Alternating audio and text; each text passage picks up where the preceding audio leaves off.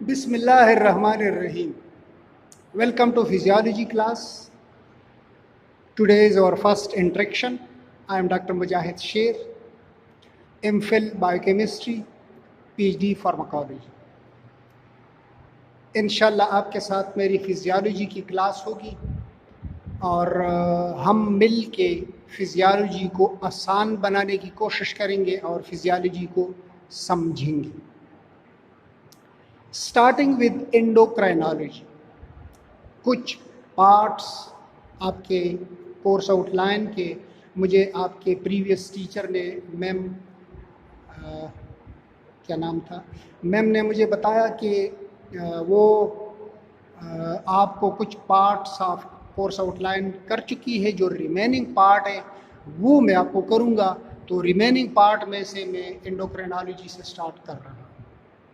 Endocrinology is called as the study of hormones. वो study, वो इल्म जिसमें हम हार्मोन्स पढ़ते हैं, वो एंडोक्राइनोलॉजी कहलाता है. आपने अस्पताल में देखा होगा एंडोक्राइनोलॉजी का एक अलग वार्ड होता है.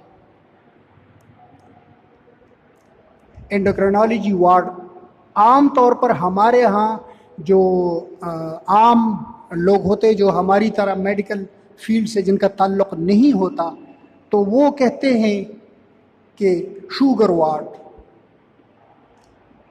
इसलिए शुगर वार्ड कहा जाता है कि वहाँ पर शुगर का भी इलाज किया जाता है. और शुगर होने की वजह इंसुलिन है. इंसुलिन जब ना हो तो शुगर की बीमारी हो जाती है. इंसुलिन एक एंडोक्राइन हार्मोन है, इसीलिए लोग शुगर वार्ड कहते हैं. मगर इसका मतलब ये नहीं है कि वहाँ पर सिर्फ शुगर का इलाज किया जाता है. हर एंडोक्राइन बीमारी का इलाज वहाँ पे होता है, चाहे वो थायराइड का प्रॉब्लम हो, चाहे कोई और प्रॉब्लम हो, लेकिन रिलेटेड टू हार्मोन्स. ठीक. So this is about endocrinology. Now what is hormones? What are hormones? Hormones वो केमिकल मीडिएटर्स हैं जिनके जरिए हम कोई एक्शन अचीव करवाते हैं. हार्मोन्स क्या करते हैं? फॉर एग्जाम्पल, ये कोई सेल है, कोई भी हार्मोन आके इस सेल पे एक्शन करेगा और इस सेल के अंदर कुछ चेंजेस आएंगी, और ये चेंजेस पॉजिटिव भी हो सकती है, नेगेटिव भी हो सकती है. यानी कोई चीज़ बढ़ जाएगी तो पॉजिटिव हो गई, अगर कम हो जाएगी तो नेगेटिव हो गई है. ये जो हमें चाहिए, ये बढ़ना या घटना, ये हार्मोन करवाएगा. अब ये हार्मोन इस सेल पे यहाँ किसी रिसेप्टर पे एक्शन कर सकता है, for example ji protein coupled receptors. या यही हार्मोन अगर दूसरी तरह का है तो वो सेल के अंदर जाके किसी रिसेप्टर पे एक्शन करेगा. अगर एडीएच है तो वो यहाँ एक्शन करेगा. एडीएच हार्मोन आप जानते हो ना, एंटी डायरेटिक हार्मोन. अगर फर्ज करो एडीएच नहीं है और अल्डोस्टेरॉन है तो वो सेल के अंदर जाके एक्शन करेगा. अगर स्टेरॉयडल हार्मोन्स हैं तो वो जाके न्यूक्लियस पे एक्शन करेगा. तो हार्मोन्स के अपने मैकेनिज्म्स हैं. हर हार्मोन का अपना रिसेप्टर है और एक मैकेनिज्म ऑफ एक्शन है, यानी किस तरीके से वो एक्शन करता है. फॉर एग्जाम्पल एक मैं एक्सप्लेन करता हूं, अगरचे हमारा मौजू इस वक्त ये नहीं है, लेकिन आपको समझाने के लिए. फॉर एग्जाम्पल ये जी प्रोटीन कपल्ड रिसेप्टर है, जीपीसीआर, जी प्रोटीन कपल्ड रिसेप्टर, एक टाइप ऑफ रिसेप्टर है जो कि सेल मेम्ब्रेन के ऊपर होते हैं. ये हार्मोन आके इस जी प्रोटीन कपल्ड रिसेप्टर को एक्टिवेट करेगा.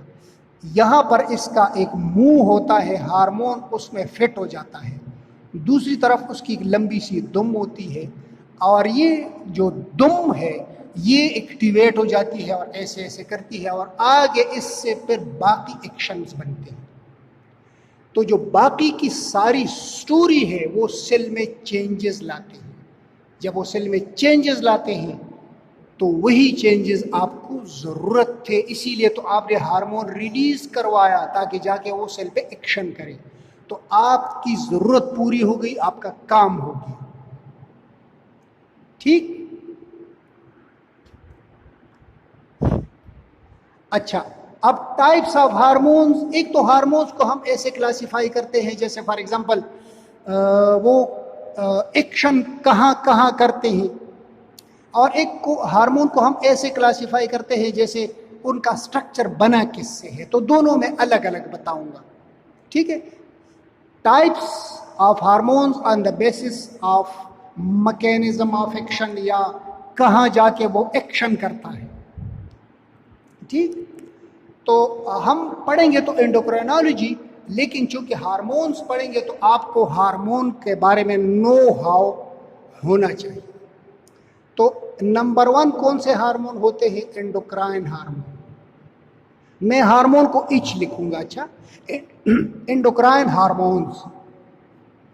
Endocrine hormones are those hormones which have no specific ducts, which have no specific vessels, जिनकी कोई खास नालियाँ नहीं बनी होती, इनकी अपनी नालियाँ नहीं बनी होती, बस ये ब्लड में ही ट्रेवल करते हैं, तो उनको एंडोक्राइन हार्मोन्स कहते हैं। फॉर एग्जाम्पल, पेंक्रियास से इंसुलिन निकलता है, वो आपके पूरे ब्लड में फैल जाता है, उसकी अपनी कोई अलग से नालियाँ तो नहीं है। जिस तरह की नाली पेंक्रियास से आपके क्या नाम है, ड्यूडेनम में आई है, एक नाली आई है ना आपके पेंक्रियास से ड्यूडेनम में, वहाँ पर मुख्तलिफ किस्म के जूसेस और ये चीज़ें आती है, हार्मोन्स आते हैं, तो वो जो है वो एंडोक्राइन हार्मोन्स नहीं है। जबकि पेंक्रियास से जो इंसुलिन आएगा वो आपके पूरे ब्लड में फैल जाएगा, and that is called as endocrine hormone. Endocrine hormones आप जान गए, जिनके डक्ट्स नहीं होते, दूसरे अल्फाज में इनको डक्टलेस हार्मोन्स भी कहा जाता है। एंडोक्राइन हार्मोन्स को डक्टलेस हार्मोन्स भी कहे जाते हैं। ठीक। अच्छा, नंबर 2, एक्सोक्राइन हार्मोन्स। मैं हार्मोन को इच लिखूंगा। एक्सोक्राइन हार्मोन्स कौन से हार्मोन्स होते हैं? वो हार्मोन्स जो कि अपने अपने डक्ट्स में ट्रेवल करते हैं, यानी वो निकलते हैं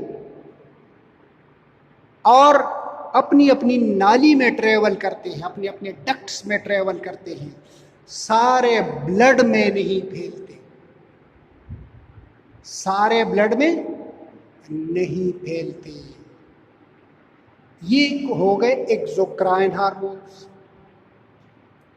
अच्छा, यहाँ पे ये फर्स्ट वीडियो है, मैं इसको लंबा नहीं करना चाहता, इसको मैं अपलोड करता हूँ और यहाँ के आगे का जो लेक्चर है वो मैं दूसरे वीडियो में करता हूँ।